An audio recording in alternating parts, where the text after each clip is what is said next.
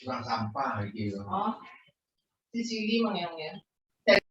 Iya, 50. Ya oto sampah. Itu dia satu. 50 kan. Oh. Ini berdua itu. Mobil ya. Iya baik Pak, apa boleh dimulai? Silakan. Ya sebelumnya Assalamualaikum warahmatullahi wabarakatuh. Selamat pagi Dr. Rival dan juga teman-teman.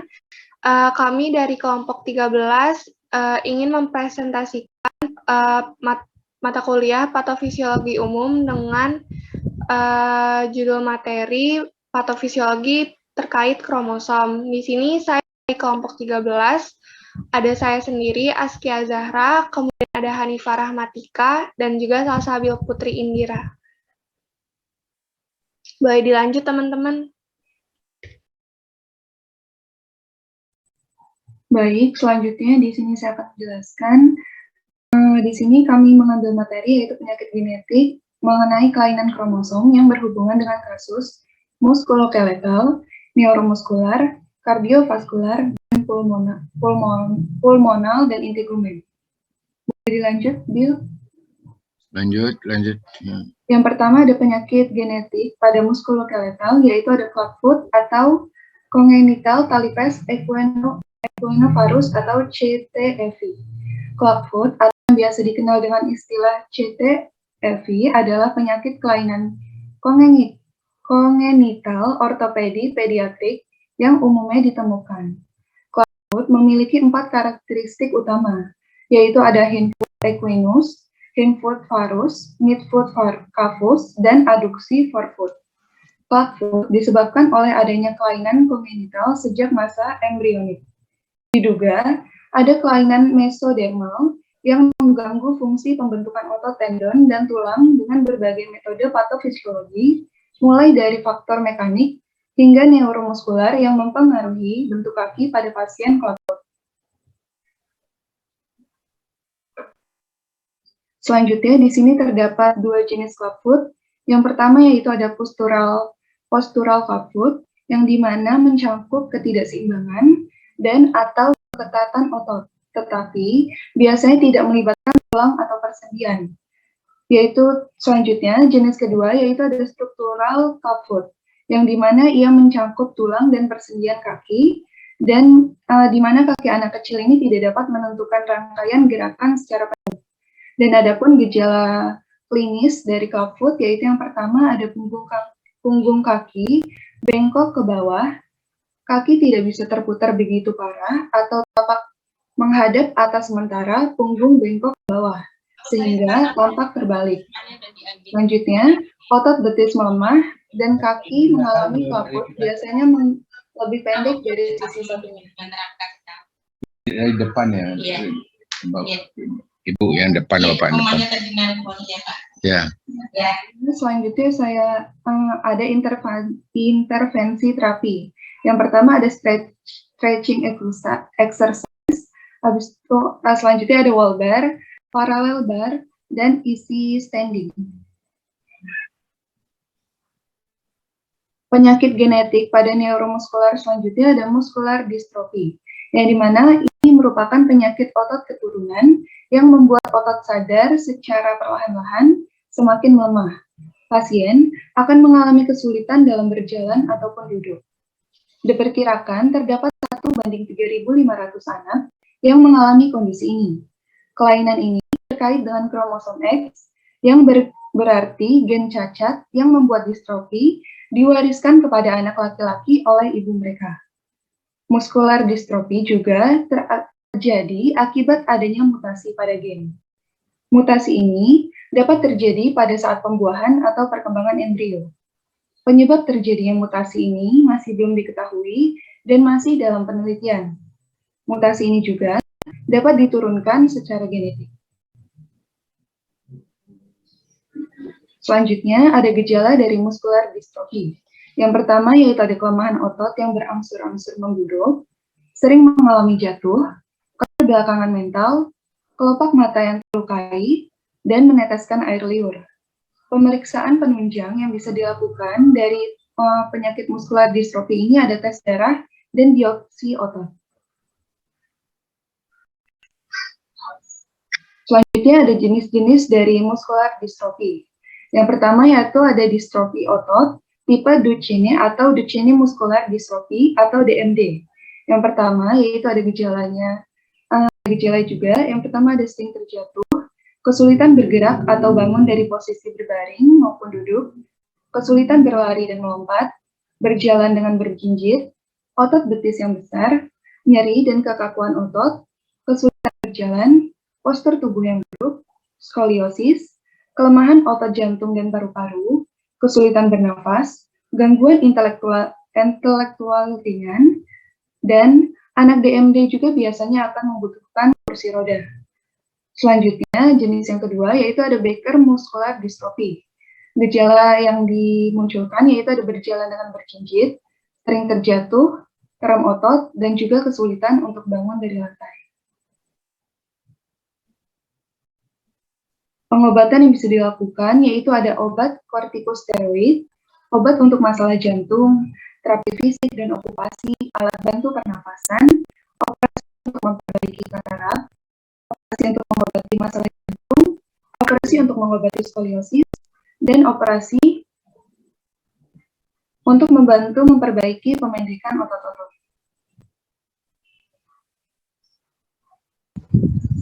Ya, baik, selanjutnya ada penyakit genetik pada kardiovaskular. Yang ketiga ada hipertensi. Hipertensi adalah desakan darah yang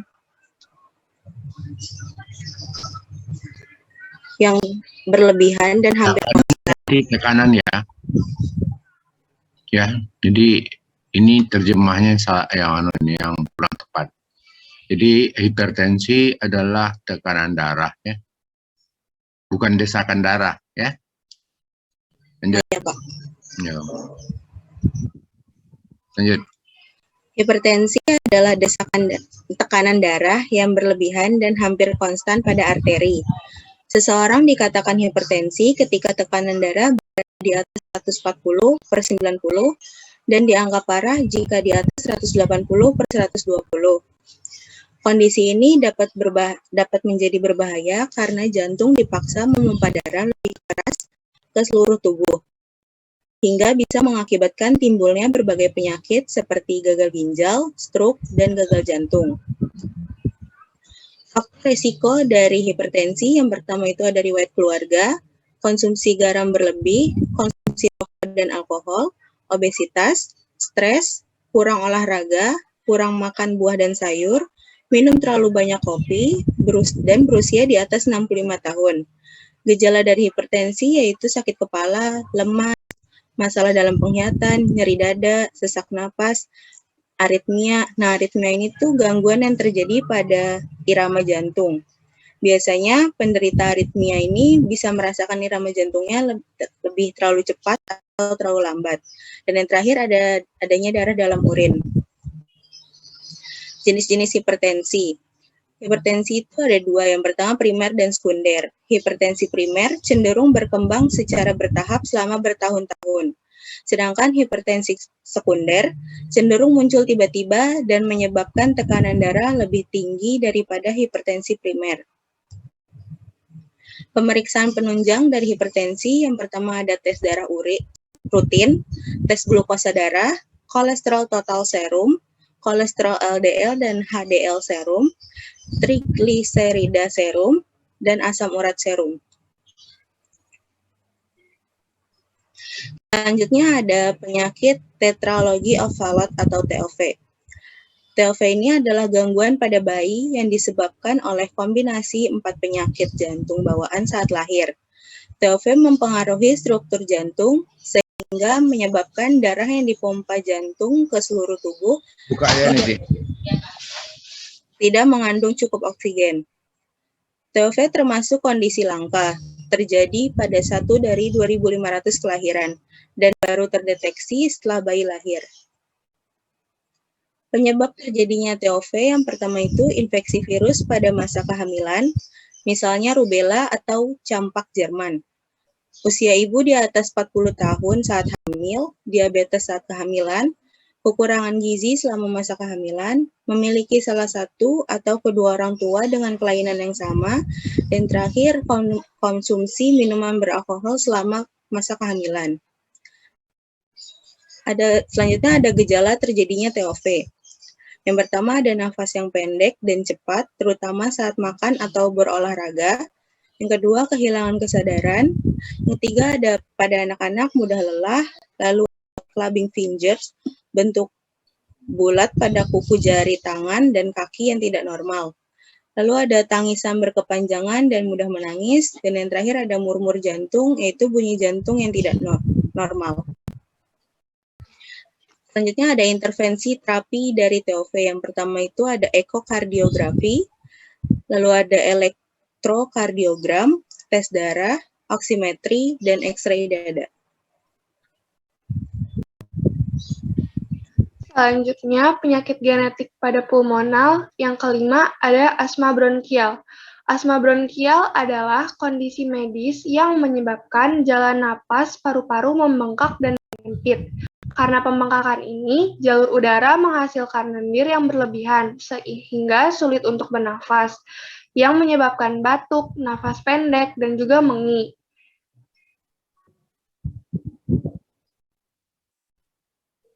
Penyebab asma bronkial antara lain ada infeksi virus seperti pilek dan flu atau pneumonia, kemudian polusi udara, asap seperti asap dari kendaraan, stres dan kecemasan, kemudian ada aktivitas fisik atau olahraga yang diinduksi asma, bisa disebabkan oleh obat-obatan seperti aspirin, ibuprofen, beta blocker, dan lainnya.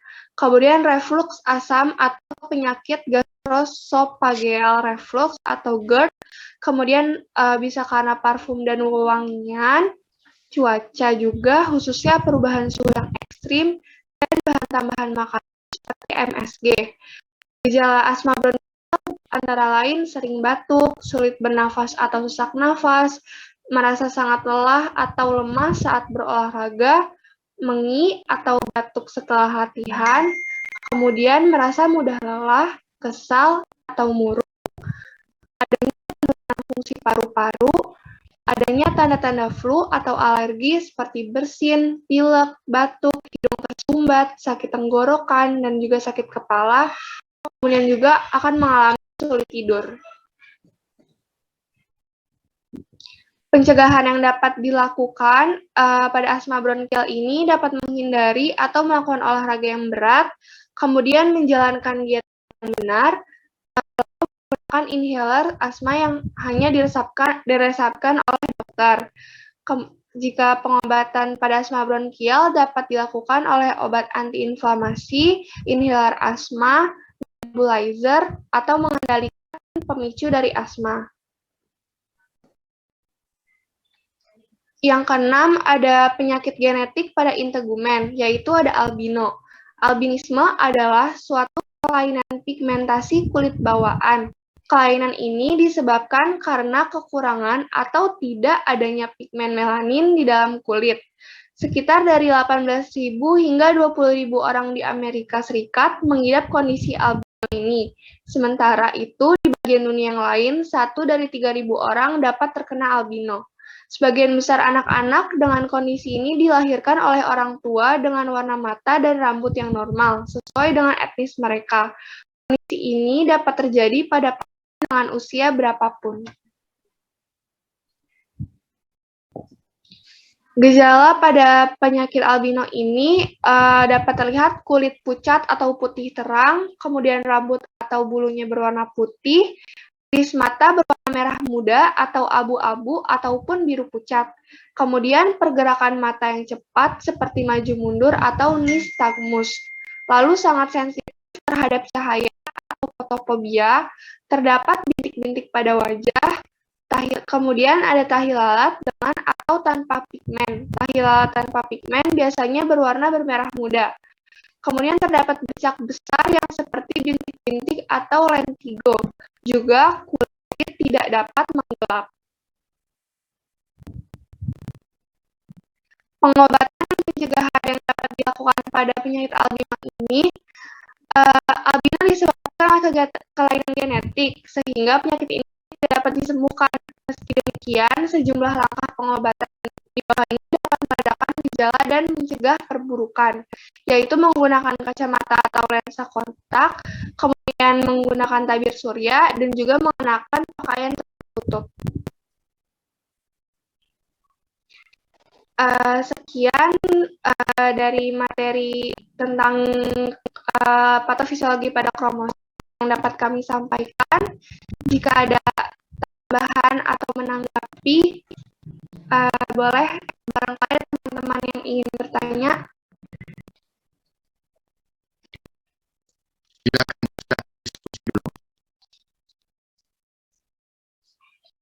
Siska, ini berapa topik ini hari ini?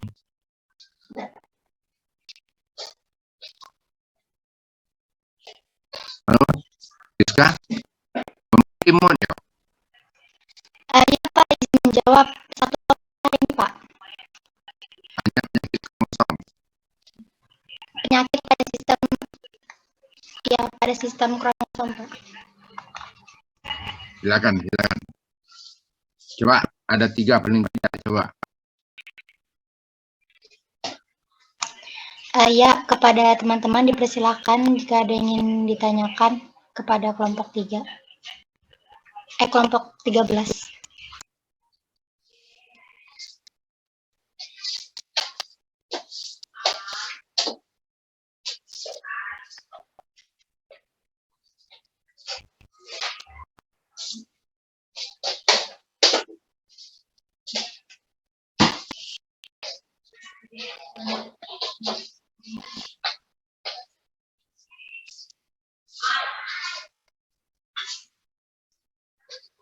Coba.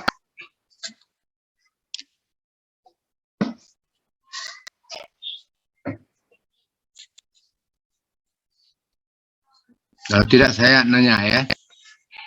Yang pertama, apa yang dimaksud dengan penyakit tetralogi Fallot itu apa?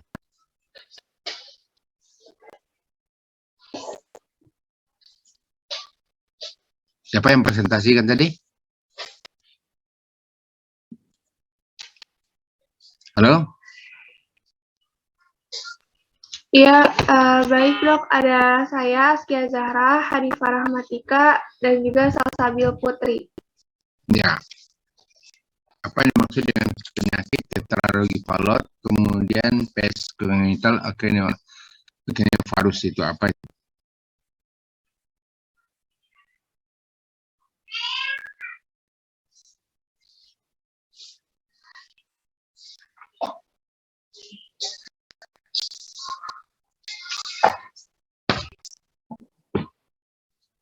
Sambil pena.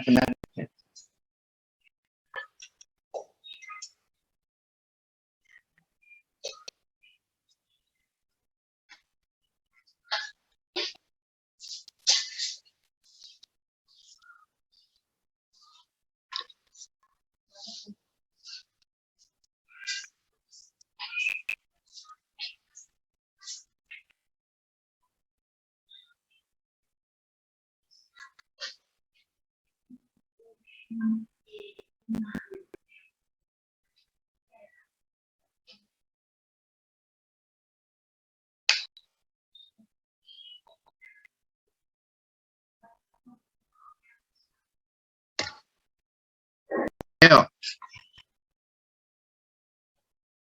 Coba buka dari yang pertama tadi kan kasar mulai dengan pes congenital acrenovarus.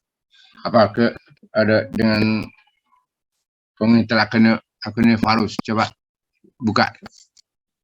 Coba slide-nya di share.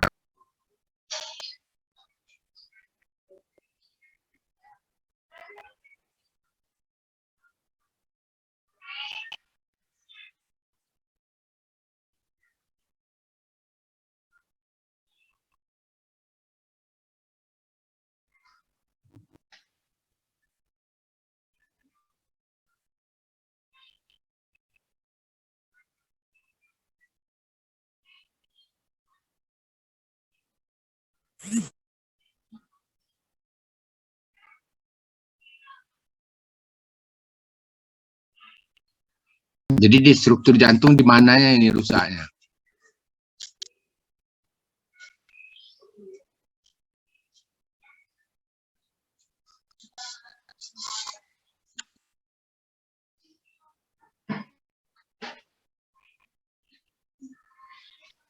Iya, izin menjawab, Dok.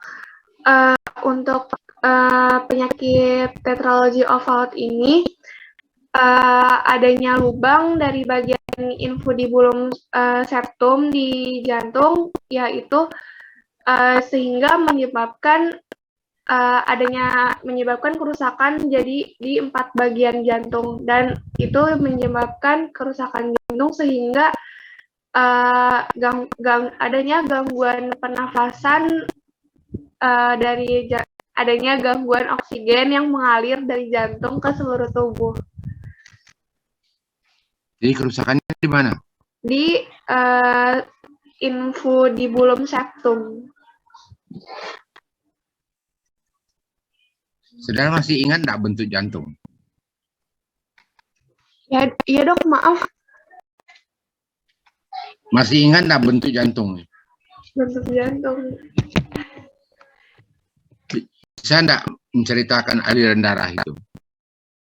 Waktu kita masih kecil, waktu kita belum lahir dan setelah lahir, bisa?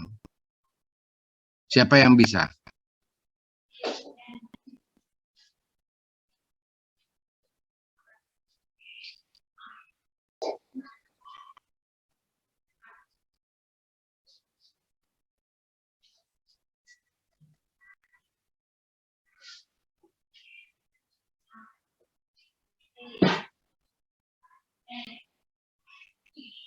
Siapa kawan saudara lagi? Mana? Coba buka, siapa lagi?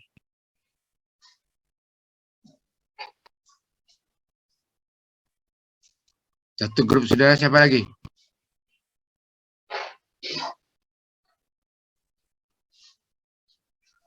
Iya Dok, ada Salsabil sama Hanifah. Coba Salsabil mana?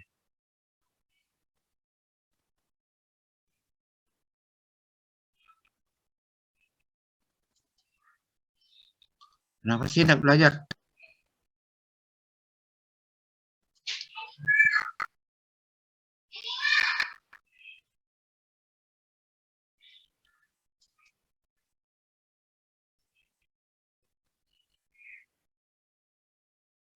Siapa yang bisa jawab?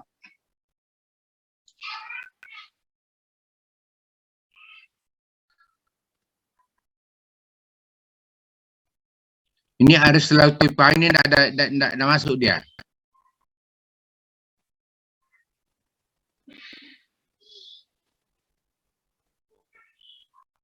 Ayu Fazia nggak masuk.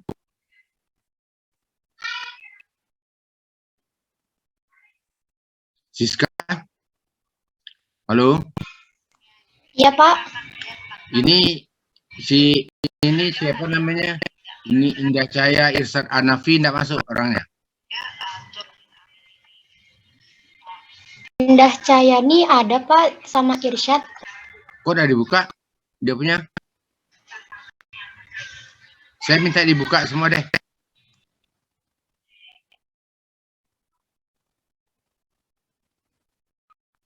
Sebentar dibuka, yang tidak dibuka dan saya catat ya. Nanti tolong absennya dibuatkan dan saya cocokkan nanti dengan yang saya lihat ya.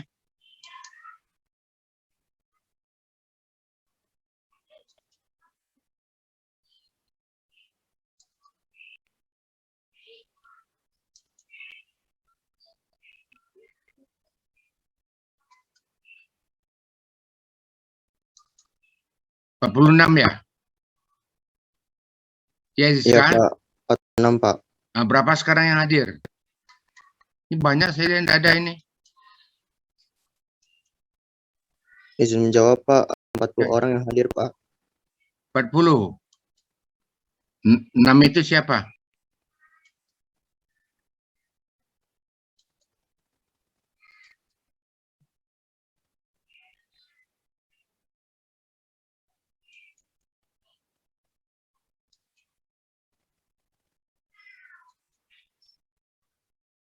Ziska, tolong dikirim ke saya yang 6 itu siapa sih? Izin menjawab. Baik Pak, sebentar saya cek terlebih dahulu untuk 6 orang ini ya Pak. Ini Reza Saputra juga nggak ada ini. Rahma Widianti enggak juga ada.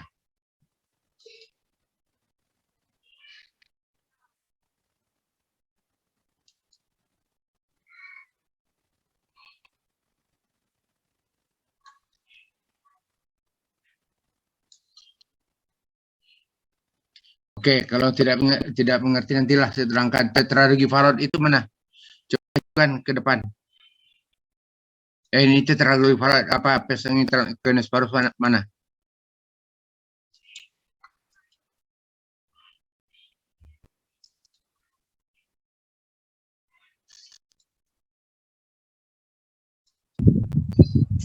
Mohon maaf Pak, Ya. ini tetrahydrogifarot ya Pak. Bukan yang pesangitranusparus.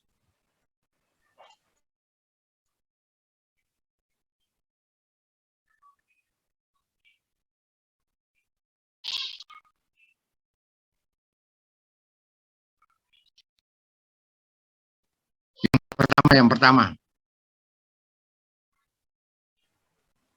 Interupsi Pak, ini Pak, Clubfoot.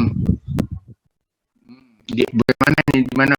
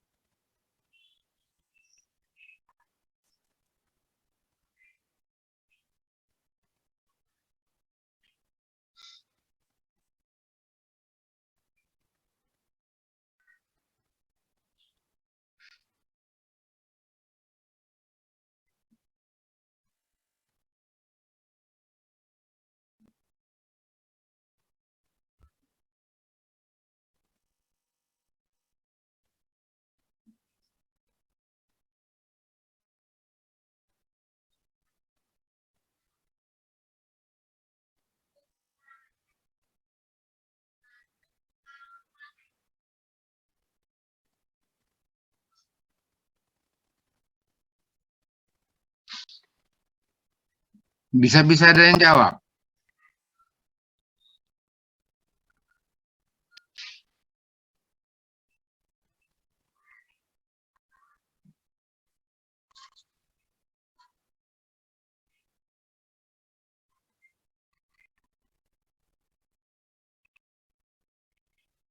Ada yang bisa jawab?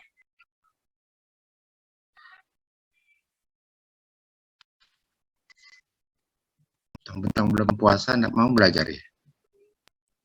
Susah ini. Iya, coba izin menjawab dok. Mohon maaf apabila kurang tepat. Salah enggak apa-apa, salah saja enggak apa-apa, jangan kurang tepat, salah aja enggak apa-apa. Bagus. Siapa namanya? Askia Zahra dok. Askia, oke. Iya.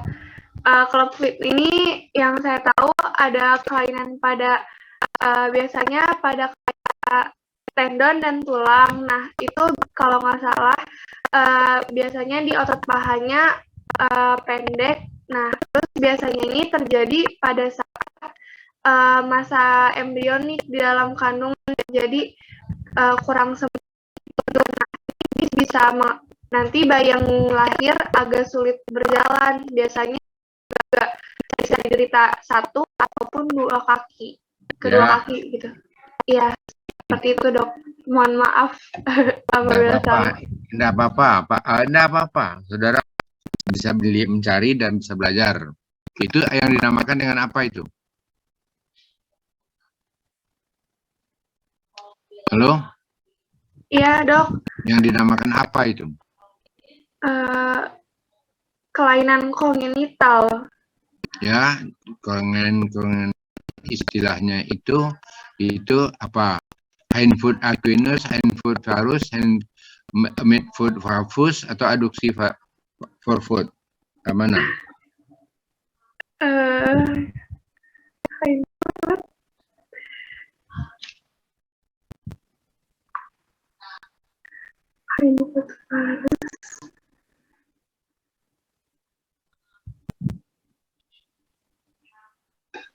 Ini hanya berdasarkan kepada bentuknya, ya. Kalau definisi semua benar bahwa itu terjadi karena bukan otot pahanya, ototnya yang berkembang yang tidak berkembang pada waktu dia lahir, sehingga nanti ada tulang pertumbuhan tulang terganggu akibat terganggu, kemudian nanti ototnya itu akan tertarik ke dalam atau keluar atau terputar sama sekali. Anda pernah lihat enggak ada jari-jari orang tapak kakinya itu yang menghadap ke belakang? Pernah lihat enggak? Orang udah besar jalan dia dengan punggung kakinya. Pernah enggak? Saya lihat. Pernah, Dok. Pernah, Dok. Orang-orang minta-minta banyak itu. Sering itu. Di tengah jalan kita ketemui.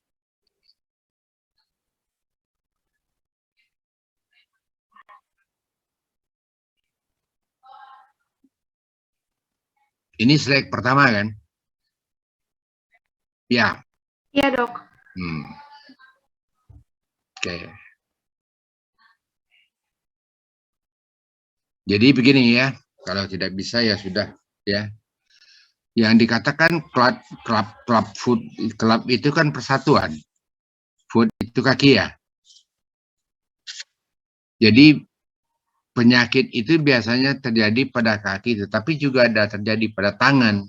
Jadi club foot itu yang banyak terjadi adalah pes congenital equinus varus.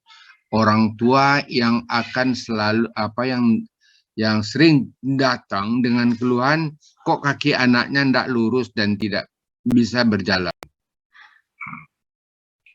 Ini disebabkan oleh karena pertumbuhan daripada tulang anak itu yang karena ada kelainan kromosom. Tahu saudara yang maksud dengan kromosom? Kromosom adalah merupakan suatu yang menentukan oleh tubuh itu bentuk genetik.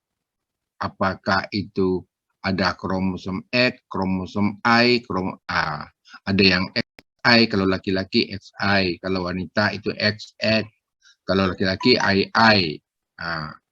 Kalau yang dikatakan wanita tidak dikatakan laki-laki, tidak yang sering pinggir jalan itu, Klinefelter. yang melambai-lambai itu apa itu? Yang antara wanita dengan laki-laki itu, itu campuran, itu kan kelainan genetik. Kalau pada tulang, ini akan terjadi pertumbuhan daripada tulang, di mana nanti tulangnya itu salah satu tidak bertumbuh sehingga otot tidak bisa mengikuti pertumbuhan daripada tulang itu. Jadi otot tidak bisa bertumbuh normal, dia akan mengikuti pertumbuhan tulang. Sehingga nanti otot-ototnya itu akan tertarik. Tertarik akan arah kemana dia tertarik, mau keluar atau ke dalam. Ada yang ke dalam dikatakan dengan pes congenital daripada vagus. Kalau ke dalam kita equinus varus, ya. Jadi ada ke dalam, ada keluar. Kemudian ada yang berputar langsung, berputar betul, atau yang medium itu, yang berputar dia ke dalam betul dia. Itu dikatakan dengan yang medium itu, sehingga dia berjalan dengan punggung kakinya. Itu karena kita tidak mengobati dia lahir. Padahal ini bisa dikurangi. Kalau begitu dia berumur sebelum 3 bulan, kita akan memasang slab. Kita akan pasang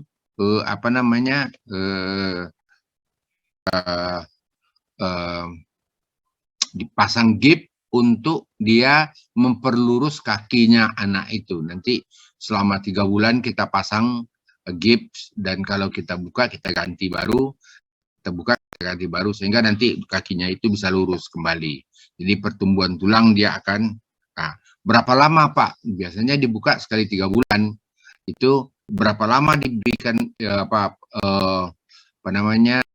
di gips itu supaya dia lurus? Itu biasanya sampai bertahun, sampai kita melihat betul-betul pertumbuhan tulangnya itu bisa lurus kembali atau setidak-tidaknya hampir lurus.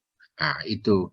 Tapi kalau kayak begini, ini susah lurusnya. Kita harus yang gambar saudara ini, yang ini kaki kirinya ya. Kaki kiri kan? Sudah Iya, yang Dok. sudah masuk ke dalam. Nah, ini yang sebelah kiri ini yang dikatakan vagus itu, yang ini, yang kaki juga kaki kiri ini. Nah, kita luruskan ini, kita paksa meluruskan, ya, tapi jangan patah. Kalau anak kecil kan masih rawan kan. Nah, bisa kita pasang gip, bisa diluruskan. Nah, jadi tidak bisa kita hanya mengobati, dilakukan dengan fisioterapi saja, tetapi bergabung antara ortopedi dengan fisioterapi. Apa yang dilakukan oleh fisioterapi pada waktu dia di gip itu, dia menggerak-gerakkan kakinya, disuruh menggerakkan kaki itu terus-menerus sehingga nanti pertumbuhan tulangnya menjadi cepat. Coba naik leg 2-nya. Jadi terdapat 2 jenis kegiatan, ada postural club foot, menjaga keseimbangan. Ini adalah artinya dia setelah tumbuh, dia akan mengganggu keseimbangan daripada tubuh, ya. Jadi mengganggu keseimbangan. Ini kalau sudah tumbuh, jadi kita tidak lagi bisa mengobati, ya. Jadi biasanya ini terjadi di tempat, sehingga ini yang dikatakan tidak melibatkan tulang atau persendian. Tetapi biasanya tidak. Ini disebabkan oleh keketatan otot. Keketatan otot itu disebabkan otot itu memendek. Jadi dia menarik daripada pertumbuhan itu sesuai dengan arah di mana otot itu yang pendek. Nah, gitu. Jadi otot itu pendek sehingga tulangnya akan tertarik. Akibatnya apa? Jadi pertumbuhan daripada kaki itu dia akan masuk ke dalam atau akan keluar. Nah, ini yang harus kita luruskan dengan pemeriksaan, kemudian kita pasang gip supaya dia lurus bagaimana biasa. Kalau struktural itu di mana anak kecil tidak dapat melakukan rangkaian kegiatan gerakan secara penuh. Ini pada waktu ini lebih kurang. Jadi lebih sebenarnya lebih ringan daripada yang pertama. Kalau yang struktural itu dia tidak bisa sedikit cacat sebenarnya. Ini yang paling cepat bisa kita luruskan, ya. Sehingga nanti kalau kita umpamanya orang punya penyakit, ini ototnya itu bisa diputus dulu, nanti disambungkan gitu. Baik itu pada yang postural ataupun itu pada struktural, kalau dia ototnya terlalu tegang, kita bisa menjangkat ototnya. Jadi kita latih ototnya itu. Kaki bengkok, kaki bisa terputar, otot betis melemah, ya. Karena dia tidak bisa jalan, ya semuanya akan melemah. Ini ikuti saja. Kaki yang mengalami club foot biasanya lebih pendek. Iya, karena orang dengan tapak, dia dengan punggung kakinya jelas akan lebih pendek. Nah, ini saudara-saudara yang harus kita perhatikan. Jadi jangan kita hanya melihat, oh ini kita harus melatih tanpa kita melihat penyebabnya. Tidak bisa, kita harus tahu penyebabnya. Kalau pertumbuhan tulangnya yang kurang, ya kita harus. Ini kebanyakan pada orang-orang yang kekurangan vitamin D, penyakit rickettsia, penyakit apa, itu banyak sekali pada orang-orang kekurangan vitamin D. Karena itu anak ini juga kita sering dijemur ini supaya dia otot-ototnya pertumbuhannya baik. Lanjut, coba lanjut. Jadi ini kalau stretching exercise, wall bar, kemudian parallel bar, ini kalau pada orang sudah dewasa, sebaiknya dilakukan mulai daripada anak-anak. Jadi pada anak-anak kita lakukan, pada anak biasanya setelah berumur dia 3 bulan, ini kita lakukan. Supaya nanti otot tulang-tulangnya itu akan bisa bertumbuh dengan baik. Kalau sudah dewasa kayak begini, ini sudah sulit. Nanti juga pada anak-anak yang pes genital itu, kita ada sepatunya sekarang itu. Ada sepatunya yang bisa kita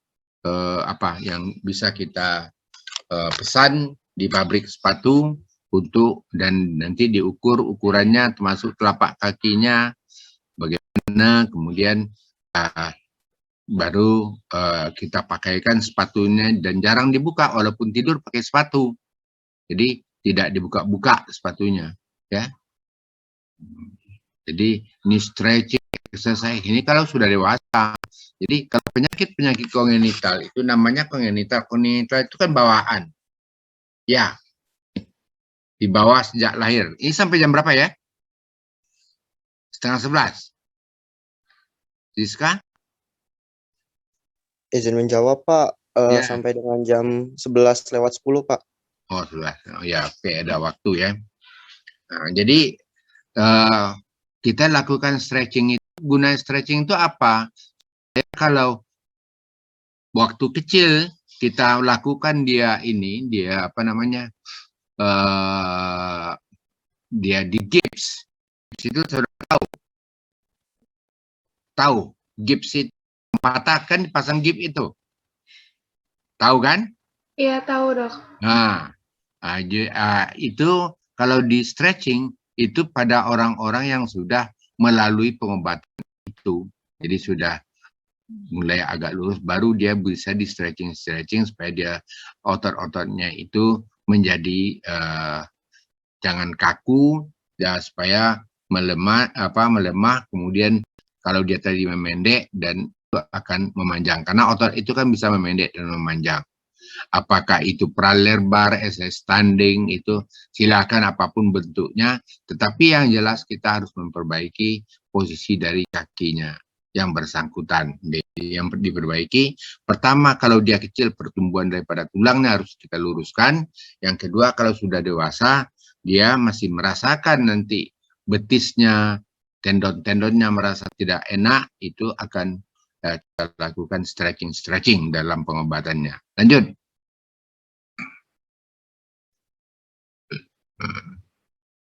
Ya. Jadi kasusnya memang banyak ini umumnya terjadi pada anak-anak karena kelainan kromosom itu. Jadi kalau ini kejadiannya adalah karena kromosom, ya, itu adalah penyakit artinya diturunkan dari orang tua kepada anak, ya. Jadi umumnya ini adalah penyakit-penyakit yang disebabkan oleh karena gen. Kalau genetik itu akan diturunkan, apakah itu kromosom itu kan termasuk genetik, berarti dia akan diturunkan kepada anak. Jadi saudara cari suami, cari istri, juga lihatlah kalau sudah ada begitu, berpikir-pikirlah kemungkinan anak itu akan dapat, ya, akan ada penyakit kayak begitu, akan dapatlah penyakit kayak begitu, ya. Itu tidak aja anak laki-laki, tapi juga anak perempuan juga ada, ya. Kemudian penyakit muskular distrofi ini juga penyakit itu banyak terjadi pada anak-anak. Apa yang maksud dengan penyakit di muskular distrofi? Di mana otot-ototnya itu tidak bertumbuh, baik otot kaki,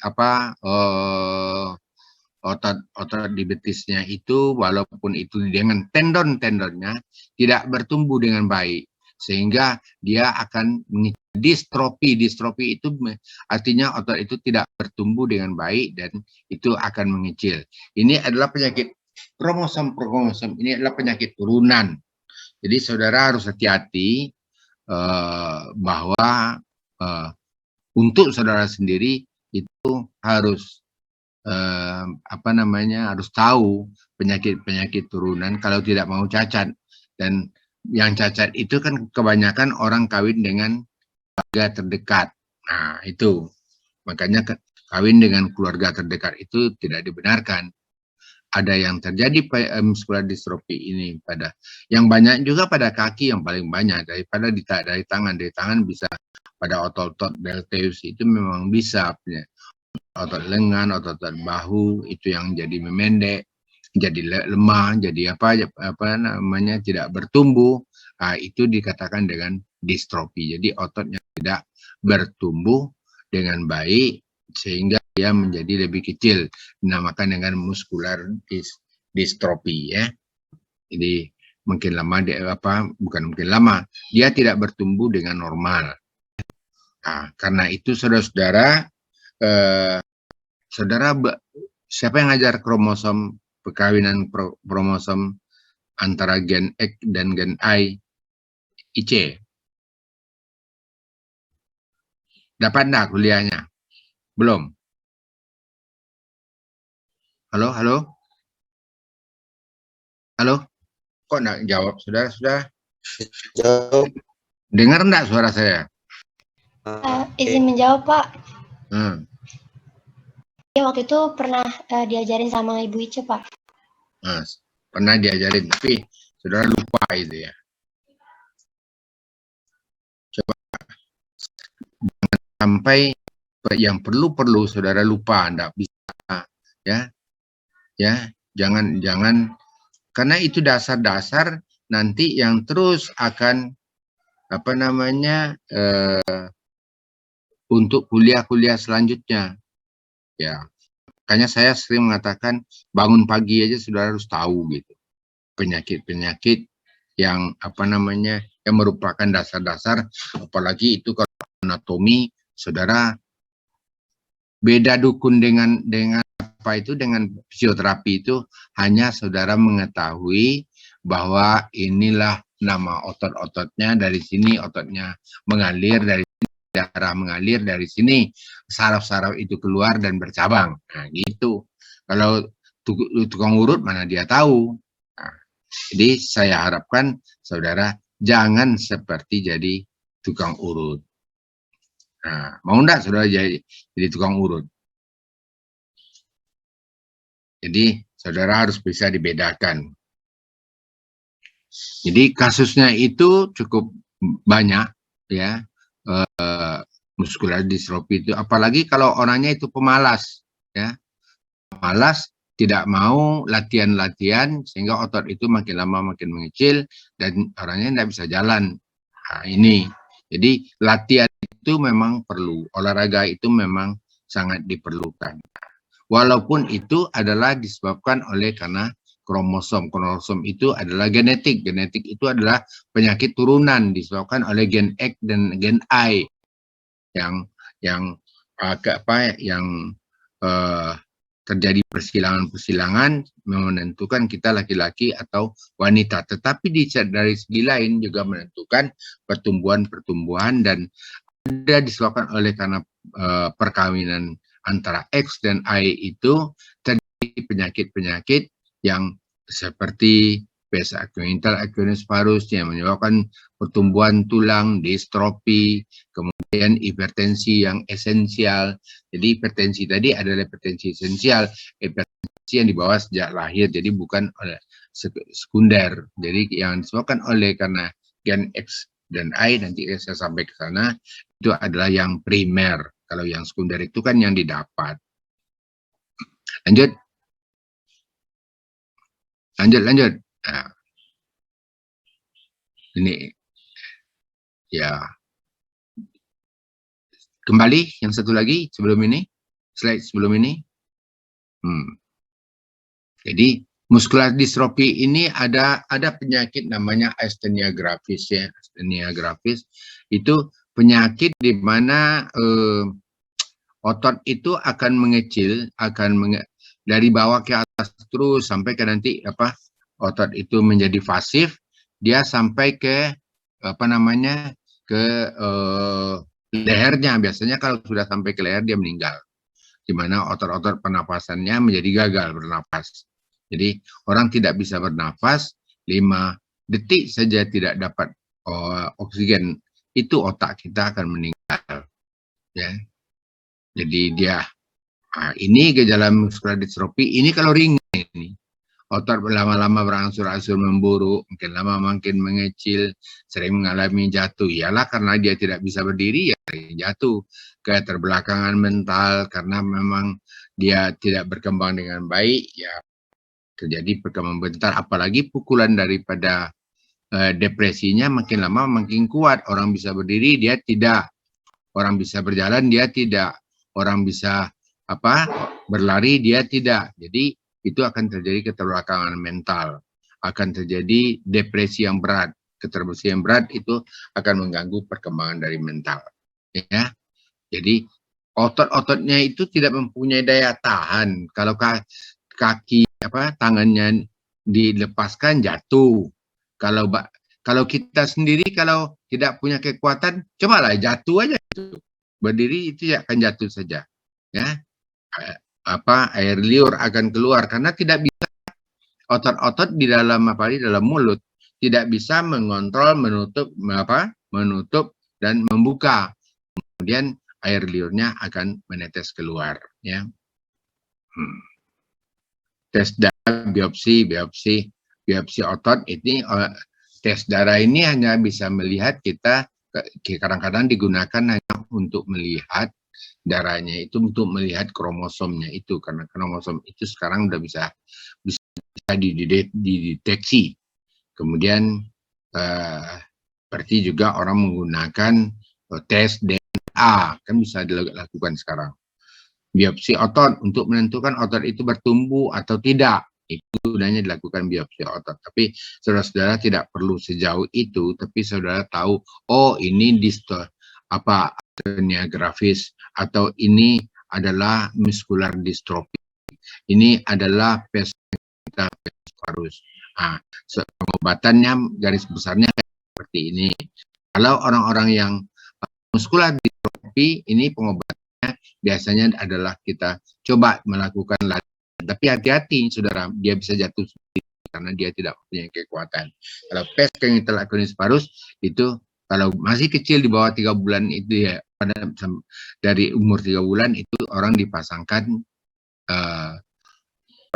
dipasang gips. Kemudian setelah dipasang gips, anak bisa jalan umur 3 tahun kira-kira, itu dibelikan sepatu, dibuatkan sepatunya oleh tukang sepatu khusus untuk itu, yang memaksa ototnya kakinya itu lurus, sehingga pertumbuhan tulang dan ototnya akan bertumbuh menuju normal gitu. Lanjut.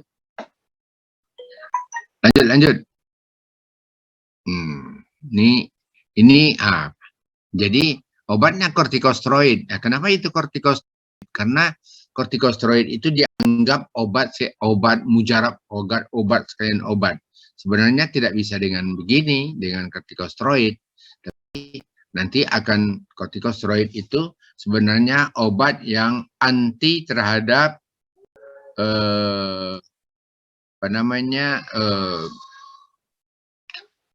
bukan hanya kromosomnya, ya, cuma obat anti peradangan, tetapi dia mempengaruhi hormon tiroid, ya, hormon kortikosteroid itu sendiri.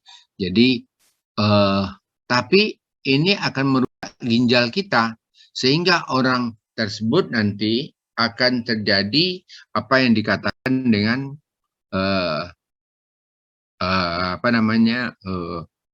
cairan tidak keluar dari tubuh, akan menyebabkan cairan itu tertumpuk di jaringan-jaringan lunak, apakah itu perutnya, pada pipinya, sehingga ada istilah dengan monfes. Jadi kalau sudah jangan senang dikatakan monfes, di mukamu kulihat bulan, itu monfes kan. Jangan senang dengan itu, padahal itu adalah penyakit yang sangat akibat daripada hormon kortikosteroid. Ya. Untuk masalah jantung dikasih obat jantung. Ya saudara, bukan ini. Saudara yang adalah terapi fisik dan akupasi, ya. Bagaimana saudara melatih mereka kalau sudah berumur, ya seperti tadi sudah lakukan stretching, baik itu pada waktu dia berjalan, waktu berdiri, dibelikan sepatu dan lain sebagainya. Semua ini. Kalau dia sudah menyerap sampai ke otot pernafasan, ya dibantu dengan alat pernafasan. Tapi ini jarang, biasanya kalau alat pernafasan ini ya tidak bisa diapa-apain lagi ini. Ya, biasanya orangnya tidak lama akan meninggal, ya. Ya, jadi semua dia bisa apa namanya akan diserangnya. Nah, sekarang sudah juga harus hati-hati karena penyakit-penyakit genital itu disebabkan oleh karena pengaruh lingkungan yang tidak bersih, itu yang paling banyak. Nah, sekarang saudara mengerti bahwa Jakarta itu asap apa namanya pencemaran udara disebabkan oleh karbon dioksida itu sangat tinggi.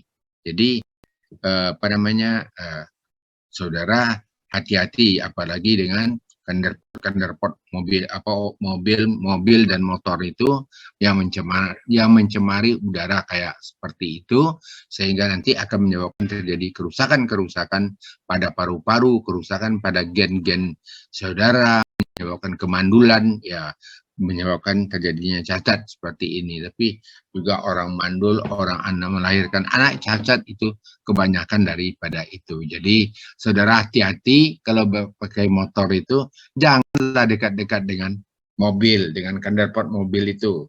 Tidak jadi pahlawan saudara itu, mau cepat 5 menit, seperempat jam, tapi saudara nanti akan berakibat.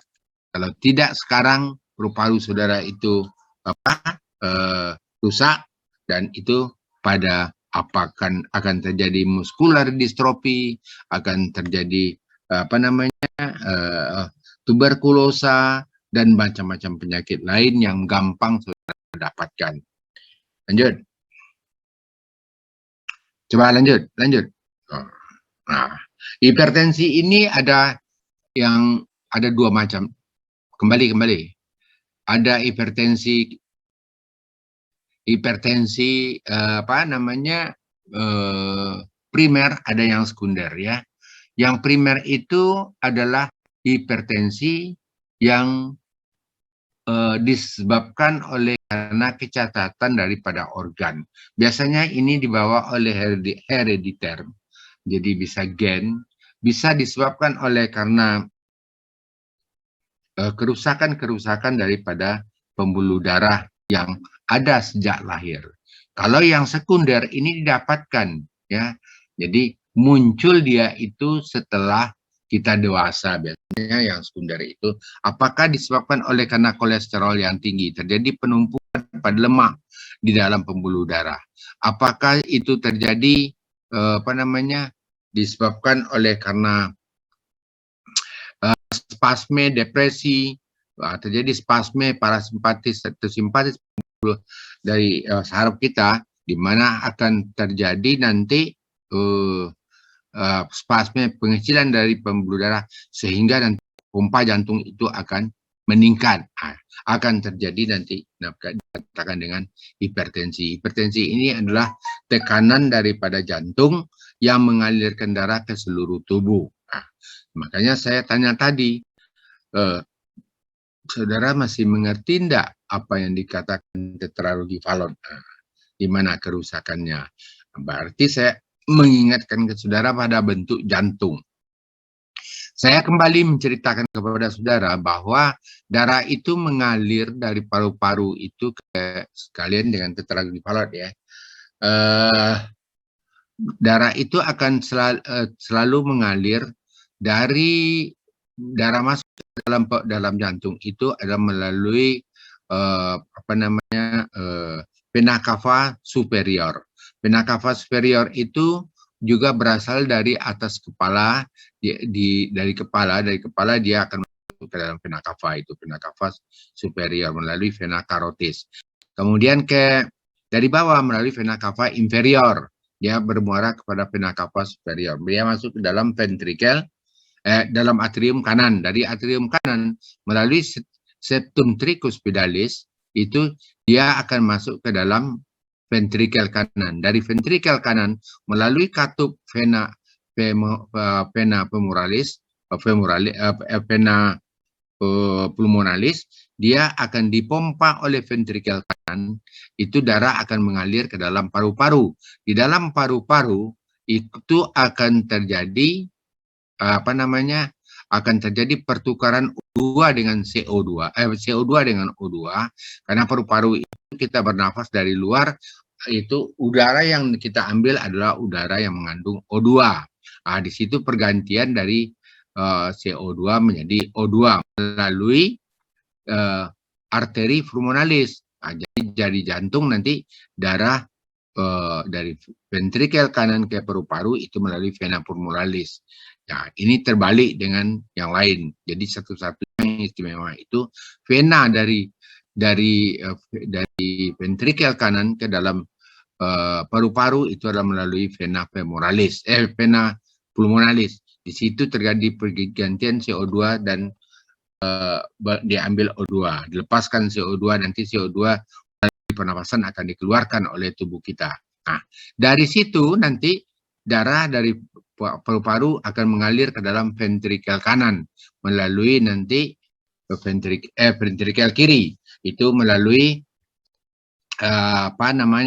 arteri pulmonalis. Jadi masuk ke sana darah itu. Setelah masuk darah dari melalui vena femoralis, ya, melalui vena femoralis dia masuk ke dalam atrium kiri. Dari atrium kiri melalui septum bicuspidalis dia masuk ke dalam ventrikel kiri. Dari ventrikel kiri darah akan dipompakan, dia berdenyut jantung itu, dia akan memompakan darah ke dalam masuk ke dalam aorta melalui tricuspidalis, itu nanti akan menyebar kepada seluruh tubuh melalui aorta ascendens, aorta, arcus aorta, kemudian yang ke atas melalui arteri karotis, cabang dari arcus aorta, kemudian ke bawah ada arteri maria interna. Kalau yang besarnya itu adalah aorta thoracalis. Jadi dia akan turun ke bawah, aorta descendant, dia turun ke bawah menjadi aorta thoracalis, kemudian terus ke abdominalis, terus ke bawah melalui dari mana dia mendarai seluruh tubuh. Yang dari paru-paru, ya, dari ventrikel kiri ke paru-paru tadi itu sampai ke atrium kanan, atrium kiri, itu dikatakan dengan pembuluh. Dalam waktu kita di SD dulu, di SMP, SMA, itu dikatakan dengan sirkulasi darah tertutup atau sirkulasi darah pendek. Tapi kalau sudah sampai ke seluruh tubuh, itu dikatakan dengan sirkulasi darah terbuka atau sirkulasi darah panjang. Nah, justru itu, saudara-saudara, jangan lupa bentuk dari jantung dan fungsi jantung. Bangun pagi pun saudara harus tahu. Nah, sekarang apa yang terjadi pada tetraglycerol? Tetra itu kan 4 septum itu jadi rusak. Jadi bercampur antara darah arteri dengan darah vena. Artinya bercampur antara darah kotor dengan darah bersih. Bercampur antara darah yang penuh oksigen dengan darah yang penuh dengan CO2. Akibatnya orang itu akan terjadi nanti apa? Sianosis, karena bercampurnya darah CO2 yang kaya O2 dengan CO2. Jadi orang-orang yang keracunan daripada CO2 itu pasti orangnya akan sianosis, akan membiru orangnya. Atau pada waktu kecil kita lahir, pada waktu lahir itu kan ada septum yang biasanya begitu kita menangis itu akan tertutup. Waktu dia lahir, saudara masih ingat namanya foramen ovale? Masih ingat enggak? Masih ingat enggak ada yang foramen ovale? Foramen ovale itu yang memisahkan antara ventrikel kiri dengan ventrikel kanan. Inilah susah kita kuliah pakai Zoom ini. Ya. Jadi yang tidak pakai Zoom-nya kelas. Jadi kalau saya itu rapat, nanti siang saya rapat atau besok saya rapat lagi, itu biasanya Zoom-nya kelas. Jadi semua nampak gitu. Tidak seperti ini. Ini kan Zoom meeting biasa ini alatnya. Bukan yang kelas punya. Sehingga kita lihat satu-satu kayak begini. Saya mau lihat siapa yang aktif, siapa yang tidak, harus saya lihat. Jadi kalau foramen ovale itu adalah yang misalkan antara ventrikel kiri, ventrikel kanan. Nah, itu ada septum di situ, itu akan menutup pada waktu kita menangis pertama pada waktu lahir. Itu yang dikatakan dengan foramen ovale. Nah, jadi jangan lupa, kalau tidak saudara nanti ya dalam kurun sudah 1 tahun ini lebih, nanti mutu kita akan berkurang. Ya, pintar-pintar juga, tapi pintar dari dukun. Ya kan? Nah, saudara kan tidak mau dikatakan gitu. Nah, apalagi saudara-saudara itu sekarang sudah menjadi saudara kelas fungsional ini. Kelas D3 atau kelas S1? Hah? D4. Nah, kapan ya? Ya. Saya harapkan nanti saudara berlanjut menjadi fungsional, ya. Fungsional itu S1 ya, profesi ya. Jadi saudara tidak bisa sampai kapanpun, sampai mati kita, kalau saya masih tetap menjadi tenaga kesehatan, itu anatomi tubuh itu saudara tidak lupakan, apalagi jantung. Saudara tidak bisa hidup tanpa jantung. Sampai hari ini belum bisa jantung itu diganti, walaupun beberapa literatur ada yang mengatakan sudah bisa, tapi harganya berapa, kemudian kalau kita operasi jantung itu diganti dengan mesin, tapi sementara kan mesinnya kan gede, lebih berat dari kita, nggak mungkin kita memikul jantungnya, memikul alat itu kemana pergi. Nah, ini jadi itu saudara tidak bisa lupakan bahwa organ-organ 5 alat vital di tubuh itu janganlah saudara sampai lupa. Apalagi itu jantung dan paru itu, saudara tidak bisa hidup tanpa jantung, tidak bisa hidup tanpa paru, karena belum bisa sampai hari ini digantikan. Nah, ginjal sudah bisa transplantasi ginjal, hepar sudah bisa transplantasi hepar, limpa sudah bisa, lien sudah bisa. Tapi kalau ya tentu juga tergantung uangnya, ya kan? Tergantung uangnya. Transplantasi ginjal murah, cuma 1,5 miliar, tapi kan banyak bagi kita, ya kan? Kalau saudara-saudara yang banyak uangnya, mungkin yang punya uang bertumpuk-tumpuk, 1,5 miliar dikit, tapi kalau bagi saya itu mahal. Nah, itu. Jadi jangan saudara lupa dengan alat-alat vital seperti itu. Kita orang kesehatan nggak bisa lupa dengan itu, ya, karena itu sangat menentukan. Nah, kembali saya kepada hipertensi primer, hipertensi sekunder. Sekunder itu didapat. Kalau yang primer itu didapatkan sejak lahir. Bisa disebabkan tadi saya sudah katakan adanya pembuluh darahnya yang kecil, dilahirkan ada cacat pembuluh darah kecil, pembuluh darahnya ada disebabkan oleh karena spasme, ada pengaruh daripada saraf simpatis yang terus menerus, ada disebabkan oleh karena jantungnya yang tidak kuat. Jadi hipertensi itu bermacam-macam yang primer itu. Kalau yang sekunder itu didapat itu bisa disebabkan oleh karena makanan lemak yang tinggi, tiap sebentar stres, bisa tiap sebentar ini, macam-macam yang menyebabkan orang tekanan darah tinggi, marah-marah saja. Itu kan menyebabkan stres itu. Itulah yang dikatakan dengan sekunder. Jadi kalau kita berbicara dengan kromosom, kita akan bicara dengan hipertensi primer. Lanjut. Coba, lanjut. Nah, nih, ini hanya kalau kita bicara ini, bentuk jantung ini, ya, yang saya cerita tadi. Nih, ini keluar dari sini adalah vena pulmonalis. Nanti masuk ini adalah arteri pulmonalis, ini vena pulmonalis. Jadi dia terbalik. Ya, satu-satunya mana yang terbalik karena ini adalah yang kaya akan CO2, miskin terhadap O2. Ini ngalir kayak paru-paru. Ini darah yang sudah melalui vena pulmonalis ini darah yang sudah kaya dengan CO2, O2 dan miskin dan kurang O2, CO2-nya. Nah, inilah masuk ke dalam ventrikel kiri ini. Nah, dari ventrikel ini masuk. Yang foramen ovale itu di sini.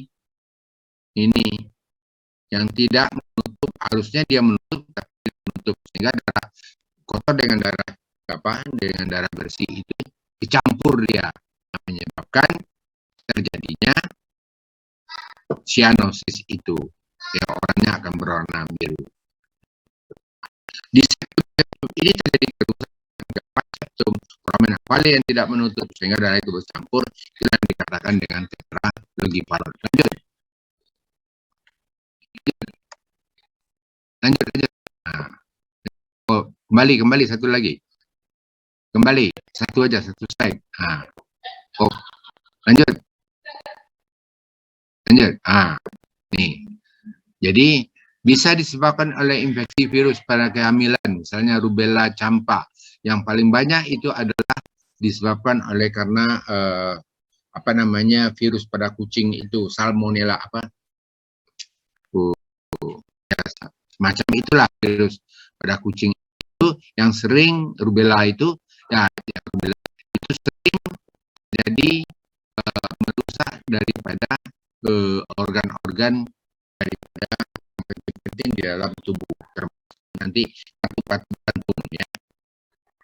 Ibu usia di atas 40 tahun, nah ini karena banyak ibu di atas 40 tahun itu pertumbuhan anak tidak sempurna, makanya kalau melahirkan itu saudara-saudara kurang dari 35 tahun ya. Jangan 35 tahun masih melahirkan juga, kalau kayak orang di kampung itu 40 tahun, 50 tahun melahirkan juga. Sudahlah. Ya kan, macam-macam itu, ada yang udah ada yang keluar terus, ada yang berjalan yang praktis, ada yang berjalan dengan yang tetralogiparot, yang tiap sebentar biru dan lain sebagainya. Ya. Diabetes sangat kehamilan, kekurangan gizi sama kehamilan. Nah, makanya orang hamil itu, kalau orang hamil itu dia dua makannya itu, ibunya dan anaknya. Karenanya harus bergizi. Jangan dikasih juga bapaknya yang banyak makan. Bapaknya perlu makan bergizi. Nah, tidak. Saudara yang harus banyak. Saudara yang harus bergizi. Dia tidak bergizi, tidak apa-apa gitu. Nah, jadi inilah kalau di kampung saya itu biasa yang sama suaminya yang enak-enak makannya. Nah, sedangkan kita yang sedang hamil, itu makan seadanya saja dan tidak pula istirahat. Ya sudah.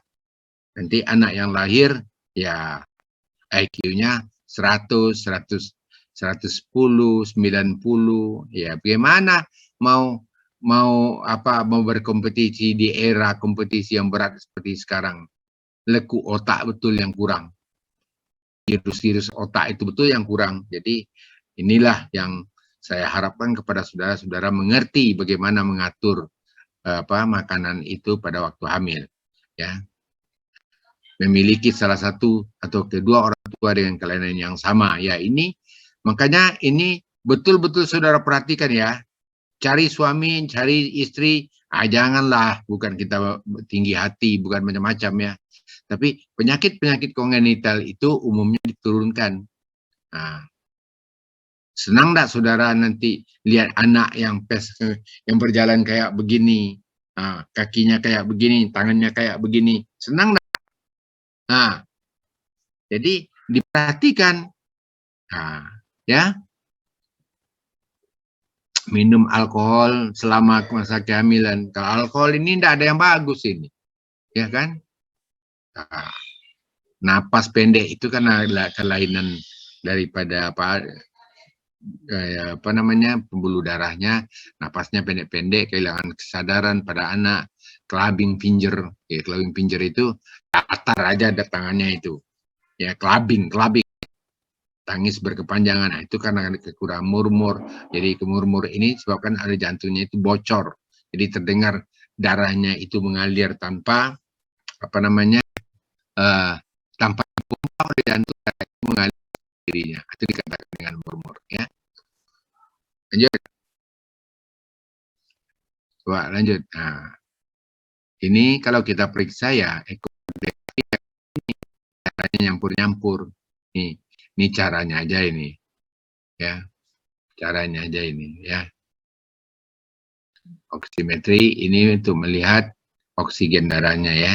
X-ray. Oke, lanjut. Kemudian asma bronkial. Asma bronkial itu adalah penyakit di mana terjadi kelainan pada bronkus dan bronkiolus atau dari paru dan bronkus daripada orang itu. Biasanya asma bronkial itu disebabkan karena oleh faktor turunan, kemudian juga oleh faktor alergi. Jadi asma bronkial itu ya penyakit yang menyebabkan napas paru-paru membengkak. Bukan membengkak itu disebabkan oleh karena apa? Disebabkan oleh karena paru-parunya itu dan bronkus atau bronkiolusnya itu mudah udara masuk, dia bisa masuk. Tapi pada waktu mengeluarkan sempit. Sehingga paru-parunya makin lama makin kembang. Jadi nanti kayak orang yang sudah lama asma yang menahun itu ya. Jadi besar gitu dadanya ya. Jadi karena darah masuk gampang, keluar udara masuk gampang tapi keluarnya lambat. Justru itu pada waktu dia mengeluarkan darah berbunyi nin nin nin katanya. Itu. Saudara dengar itu. Tidak usah pakai stetoskop. Dengar aja dekat-dekat dia duduk. Sudah. Ya kan? Senin, Selasa, Senin, Selasa, Senin, Selasa katanya. Coba aja duduk dekat dia. Habis itu main-mainkan dikit. Main-mainkan gimana? Suruh berlari. Dua langkah aja sudah katanya. Ya kan? Itu sekali-kali tes. Jadi kalau nanti mau jadi, tes dulu. Kau berlari coba ya. Itu. Ternyata suruh berlari sudah. Dengar dikit gitu. Senin, Kamis, Senin, Kamis, Senin, Kamis. Itu enggak jadi, sabarlah dulu ya. Nah, ini ternyata turunan kita nanti ini. Gitu. Jadi asma bronkial itu adalah penyakit yang disebabkan karena pembuluh bronkus atau alveoli itu dia terjadi spasme pada bronkus atau bronkiolus itu, sehingga waktu udara masuk bisa, tapi keluarnya payah. Makanya waktu kita mendengarkan taruh stetoskop itu, katanya. Bayangkan lama-lama nanti akan terjadi eksudat. Eksudat itu ada cairan di dalam bronkus atau dalam alveoli. Katanya. Kayak orang motong kayu. Lama-lama begitu. Lama-lama nanti tong besar. Biasanya itu bisa disebabkan oleh biasanya tidak panjang umurnya itu. Ya. Jadi itu juga saudara perhatikan supaya tadi turunan supaya baik. Sekarang supaya saudara tidak ditinggalkan dalam waktu masih muda-muda. Nah, biasanya itu kalau orang asma-asma itu 50 itu sudah kita antar dia kepada istirahatan terakhir itu. Kalau 50 anak kan masih sekolah. Iya kan? Kalau masih sekolah, saudara menghidupkan sendiri. Jadi saya minta saudara-saudara itu berpikir sejauh itu. Berpikir sejauh itu. Ini yang dikatakan dengan asma bronkial itu.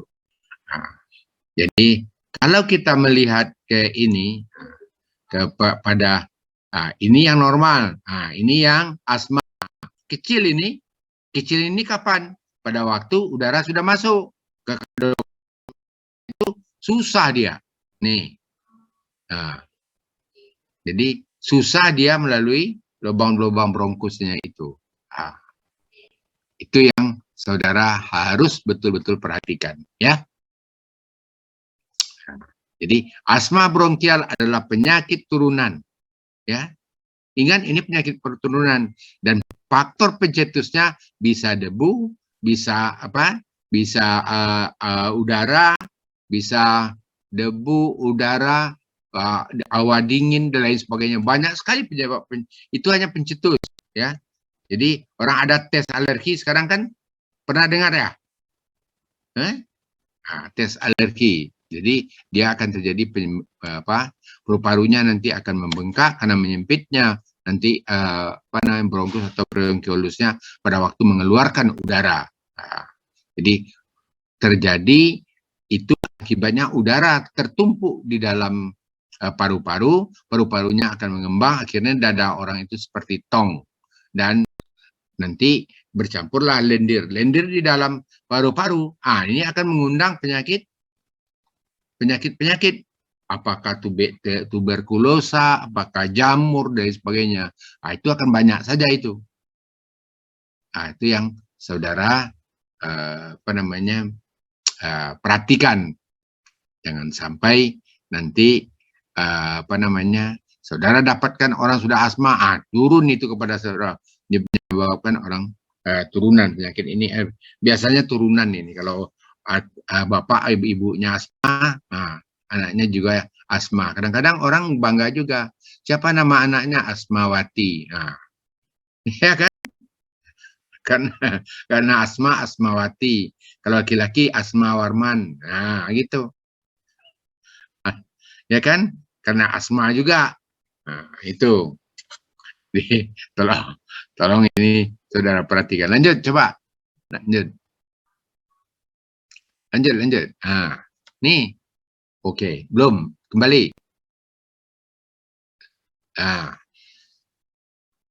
Jadi bermacam ini kan hanya teori, tapi kebanyakan itu karena alergi ya. Ada infeksi virus pada waktu hamil, yang diinduksi asma, ini penyebab ya beta bloker, aspirin, ibuprofen, asam lambung itu. Ini hanya teori-teorinya, tapi penyebab yang sebenarnya asma itu adalah faktor turunan, kemudian ini faktor-faktor pencetus sebenarnya ya. Cuaca sedikit berubah, sudah sesak nafas, ya kan? Ada yang suka udara panas saja, ada yang suka udara dingin saja. Itu adalah faktor-faktor pencetus ini. Sebenarnya ini faktor-faktor pencetus terjadinya asma itu. Yang sebenarnya yang asma itu penyebab utamanya adalah disebabkan karena turunan, dan itu faktor pencetus yang banyak itu adalah alergi ya. Infeksi virus itu jarang, polusi udara ya, itu asap kendaraan, itu faktor pencetus. Stres, sedikit aja stres sudah sesak nafasnya ya. Jadi saudara ingin cepat-cepat dia pergi ya, buat aja dia stres, cepat dia pergi itu ya kan. Itu refleks asam lambung, gastroesofageal atau GERD ya.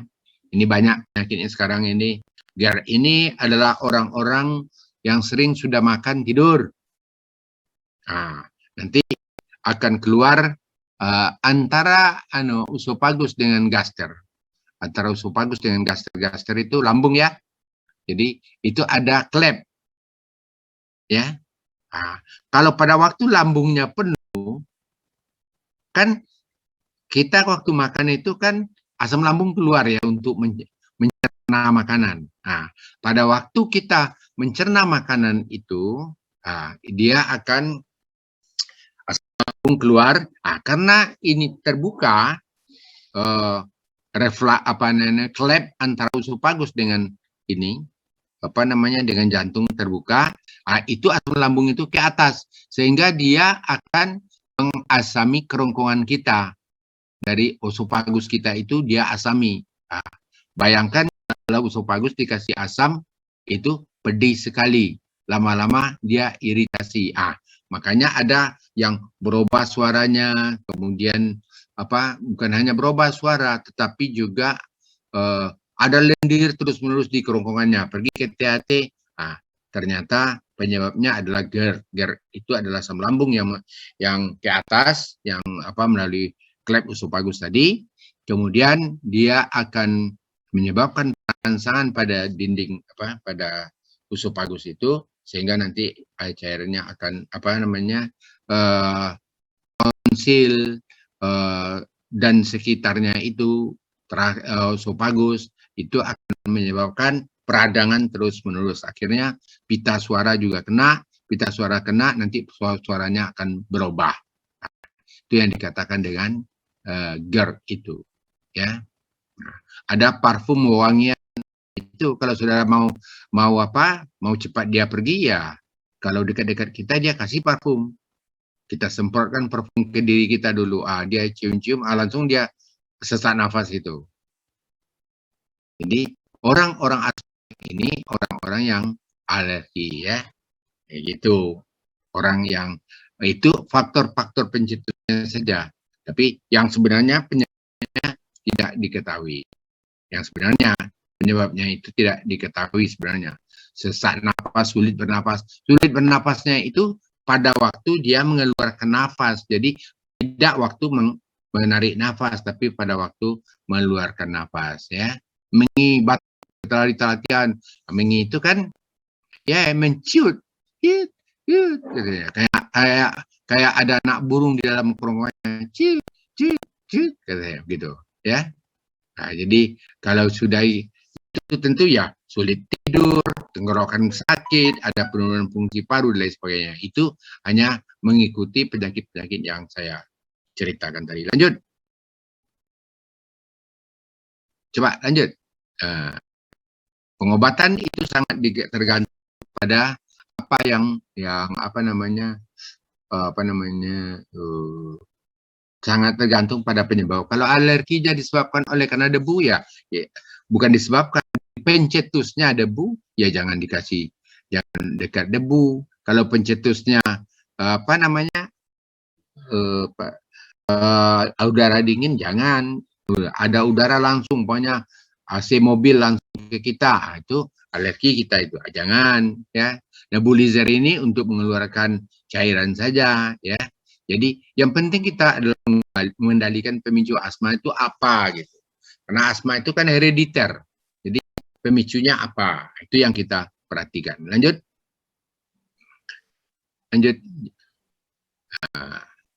Sekarang albino. Nah, albino ini adalah kekurangan daripada pigmen. Pigmen kulit itu kenapa itu tidak ada tumbuh pigmen itu? Itulah herediter. Jadi penyebabnya itu unknown loh. Jadi tidak tahu kita penyebabnya itu. Apa yang menyebabkannya itu?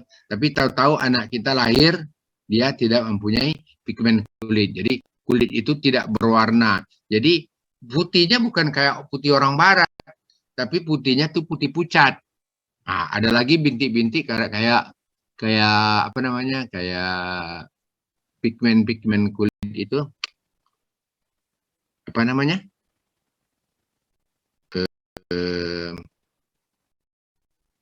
tai lalat kecil-kecil itu yang tidak muncul, tidak menimbul. Jadi hitam-hitam kayak flek-flek pada wanita kan sering pada mukanya banyak flek-flek kan? Kayak begitu. Jadi flek di tengah hitam-hitam. Bayangkan. Nah, jadi jangan ini juga penyakit turunan. Jadi kalau penyakit turunan kayak seperti ini itu akan kalau albino itu melanin itu tidak dihasilkan oleh melanosit. Masih ingat saudara kulit, anatomi kulit ada melanosit di pigmen kulit, di kulit ada melanosit, sel-sel melanosit yang menghasilkan pigmen kulit. Jadi diingat-ingatlah, ya. Jangan ingat dapat yang ini hilang yang ini, dapat yang ini hilang yang ini. Akan susah kalau sudah belajar kayak begitu, ya. Jadi pigmen kulit itu dihasilkan oleh melanosit. Sekarang melanosit itu yang tidak menghasilkan. Kalau orang orang albino itu melanosit tidak menghasilkan pigmen kulit. Akibatnya apa yang terjadi? Orang itu akan kulitnya tidak berwarna putih, tapi putih pucat, bukan putih seperti orang barat. Dengan alis matanya putih, dengan mukanya putih. Itu ada adik saya di kampung, itu dia cerita, dia ada orang kampung saya yang albino, dia sudah kawin. Wah, ini dah katanya kepada saya, kayak Jerman aja anaknya katanya. Wah, kayak orang Jerman anaknya katanya. Kenapa dikatakan anak Jerman? Putih-putih aja semua. Kenapa putih-putih? Albino semua. Itu. Jadi biasanya juga diikuti oleh cacat yang lain. Biasanya orangnya ada yang ada yang setempat-setempat. Adanya albinonya itu setempat-setempat, ada di mukanya, ada di tangannya saja, itu ada pigmen-pigmen kulit. Itulah. Dan ini tidak ada obatnya, Berapapun saudara pakai krem yang anti matahari, anti belau apa-apalah yang saudara pakai, tidak sehat-sehat ini, ya. Jadi memang ada entengnya kalau kita dah punya istri terhadap suami ini, tidak perlu pakai bedak lagi. Tak usah saudari bedak. Sudah putih aja dia. Bahkan bulu matanya pun putih. Bayangkan itu. Ya. Biasanya orang kayak begini juga akan menyebabkan dia jadi minder. Itu karena faktor psikologis, ya. Jadi ini akan diturunkan diturunkan kepada anak. Biasanya rambutnya juga ada yang putih, ada yang normal, dan lain sebagainya. Ya, jadi ini terjadi baik itu pada usia tua walaupun usia muda. Lanjut. Ya, ini bentuknya, ya. Orang melihat matahari senang, dia tidak selalu melihat matahari itu picingkan matanya karena dia tidak tahan dengan matahari, ya. Mata berwarna merah, abu, ada macam-macam lah pergerakannya. Ya, dia namanya dia cacat, sudah macam-macam yang terjadi, ya. Bintik-bintik pada wajah, kayak tai lalat, kita tanpa pigmen biasa warna merah muda, bercak besar seperti bintik atau lentigo. Kemudian kulit tidak dapat menggelap, Jadi dia tetap berwarna putih, tapi putihnya itu pucat. Jadi bedanya dengan orang barat itu putihnya itu pucat dan ada pigmen-pigmen pada kulitnya. Matanya itu berkedip-kedip terus karena dia tidak tahan terhadap cahaya. Jangan dikira pula dia mengedip-ngedip kita, ya. Jadi dia tidak tahan terhadap cahaya. Lanjut.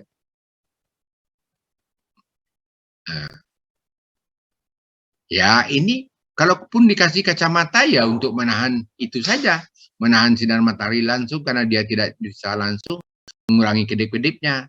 Tapi yang pakaian tertutup mau dimasukkan angin sarung dia di sarungnya dari muka dari kaki sampai ke kepala kayak dia diikat atas bawah, nggak mungkin kan? Jadi ya paling tinggi kita pakai kacamata dan dia tidak ada keluhan apa-apa yang lain. Cuma dia minder tapi kalau dia bisa mengatasinya itu bagus gitu. Karena hanya cacat kulit karena melanositnya tidak bisa membuat melanin, tidak bisa membuat pigmen kulit. Itu aja penyebabnya, cuma itu. Tapi ini turunan, ya. Oke, lanjut. Bis. Ada saudara yang tanyakan? Silakan. Kita masih punya waktu. Silakan. Ada saudara tanya, silakan. Interupsi, Pak. Ya, silakan. Perkenalkan, nama saya Mila Amalia. Ya. Pak. Pada penyakit asma tadi, kan lama-kelamaan nanti akan di bronkusnya itu ada cairan, Pak. Iya. Itu itu karena kenapa ya Pak kok bisa ada cairan di dalam situ Pak? Terima kasih Pak. Baik. Nah, ini disebabkan oleh karena terjadinya penumpukan udara di mana alveolinya itu bronkiolinya itu menyempit, bronkoli itu menyempit. Jadi udara bisa masuk tapi dia tidak bisa keluar. Lama-lama itu namanya daripada pertahanan tubuh itu jaringan-jaringan paru itu dia akan mengeluarkan sekresi, mengeluarkan cairan. Itulah yang dinamakan dengan eksudat itu.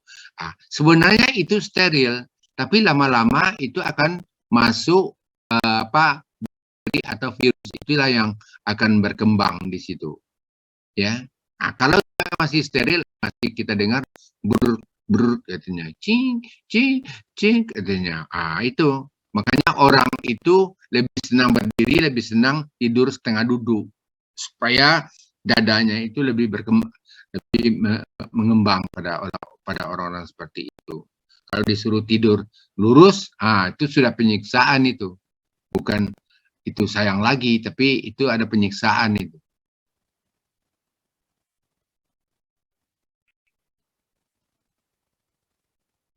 Oke, jadi cairan itu yang menyebabkan di cairan itu kan paling suka tumbuh bakteri dan virus ya. Oke, silakan. Ya baik Pak, terima kasih Pak. Yo, silakan.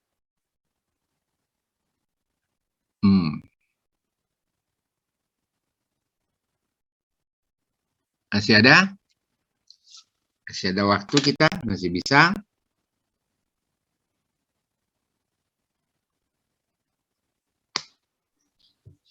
Iya, izin bertanya dok. Ya, silakan. Ya, perkenalkan nama saya Askia Zahra. Mau bertanya terkait albino dok. Misalnya orang laki-laki albino nih, terus dia menikah sama normal. Nah, itu kemungkinan gen albinonya itu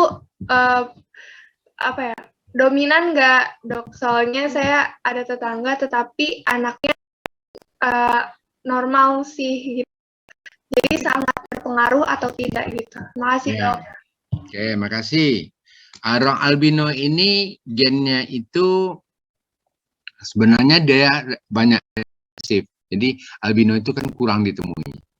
Tidak sebanyak orang asma.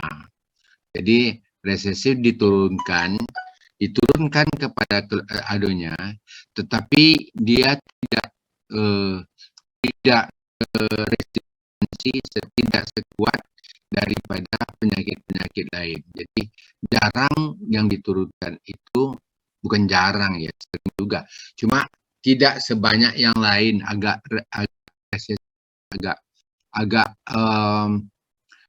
ya persentasenya lebih kurang untuk penurunan itu, tapi tetap justru itu pada waktu dia hamil orang albino itu, kalau dia kawin antara apakah laki-laki yang albino atau wanita yang albino, itu kan melanosit itu dibentuk oleh provitamin D menjadi vitamin D kan yang banyak itu. Jadi disuruh orang itu berjemur terus sampai jam 10, jam 8, 9 pada waktu hamil dia seringlah berjemur, seringlah berjalan pagi agar jangan turun dia turunannya albino seperti yang sudah ada itu.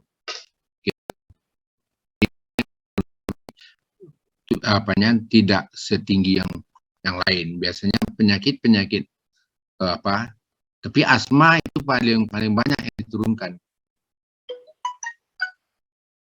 Oke, masih ada? Baik, terima kasih ya dok. Yo, makasih.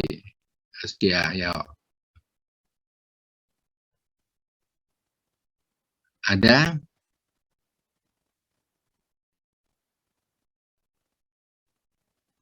Oke. Ada lagi? Kalau tidak ada, Zizka ini nanti dikirim anunya sama saya. dan saya juga sudah catat ini beberapa orang. Berapa yang hadir ini, Rizka? Ya Pak, izin menjawab. Ya. Sekarang ada 44 orang. 2 orang yang ada tidak? 2 orang yang tidak ada. Siapa? Itu tadi Muhammad Rizky. Sama satu lagi.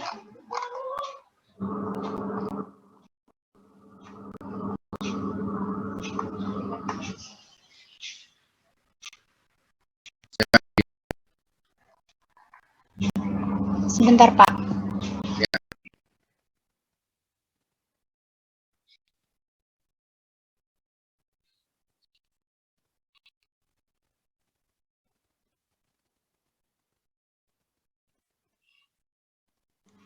Ya Pak, izin menjawab. Sama satu lagi Aris. Aris, apa namanya? Aris, saya lupa, sama Muhammad Rizky Anugrah.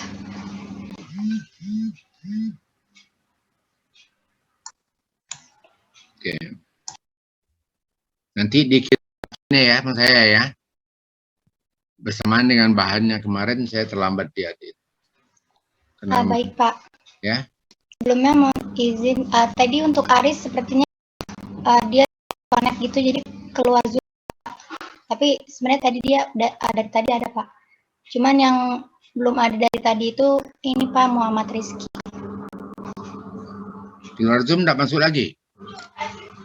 Ya, belum masuk lagi, disconnect seperti itu. Oke.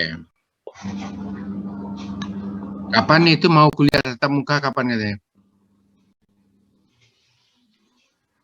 Saya izin menjawab Pak, belum tahu Pak. Tahu ya, karena kalau kuliah kayak begini, kita orang kesehatan ini agak susah. Apalagi itu praktek gimana prakteknya pakai Zoom. Susah. Ya, karena kita ini tidak bisa meraba-raba tanpa contohnya gitu. Nggak bisa kita berhadapan dengan manusia dan orang tiap sebentar menuntut kita. Kemarin saya saudara dengar pelayanan aja yang kurang jelas, yang protapnya OP-nya tidak jalan, mungkin tidak dijelaskan edukasi dengan baik sehingga terjadi pemukulan yang terjadi itu di Palembang. Saudara pernah baca, dengar ada yang dipukul tenaga kesehatan perawatnya kan? Itu jadi beda dengan orang lain karena kita berhadapan dengan manusia yang mereka itu sendiri. Ada? Nah, kalau tidak ada, kita cukupkan sekian. Nanti kita akan dulu deh ininya Zaskia, apa Giska, sempurnakan dulu ininya, perbaiki ya. PowerPoint-nya baru dikirim ke saya.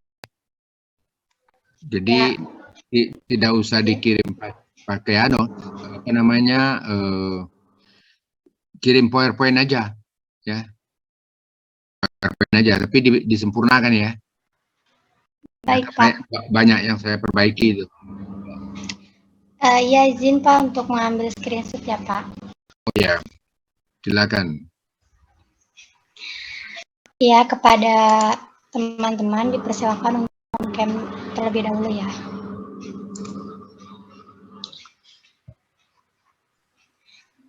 Baik, untuk slide 1, 1, 2, 3.